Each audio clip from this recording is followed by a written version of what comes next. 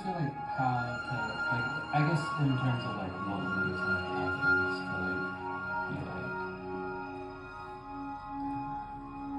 I know what I'm doing or like I don't know like I guess yeah that was probably the thing that people have the least amount of confidence around is if you're not familiar then like what does it look like? Yeah.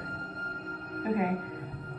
Well, if you come across someone or you're with somebody and you suspect they're overdosing, the first thing to check would be to see if they're responsive. So you want to, if you know their name, call their name loudly, maybe give them a little bit of a shake if you don't know their name, ask loudly if they're okay.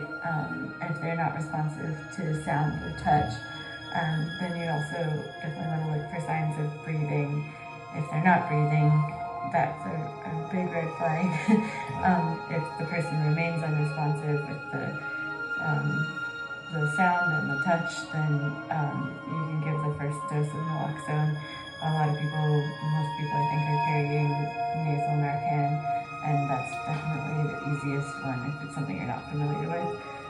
So you take the nasal injector and you put it in one nostril until your fingers on the plunger are at the base of the nose, and then push it really hard and put the whole dose in that one nostril. You wait 2 or 3 minutes. If the person doesn't come back and they remain unresponsive, then you can do the second dose in their other nostril, and you can just keep alternating sides every 2 or 3 minutes until the person comes back or until EMS arrives if you've called them. If they're not breathing, oxygen is just as important as naloxone.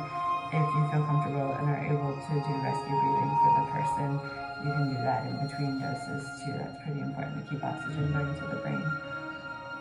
do you think like is rescue breathing something that you can watch a YouTube video on or what do you is it like better to have a training? I've done training, so I guess I don't know if you could.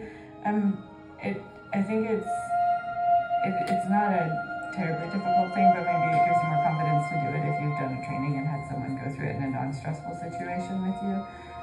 Also, if you've called EMS and you have them on the line, they'll talk you through it.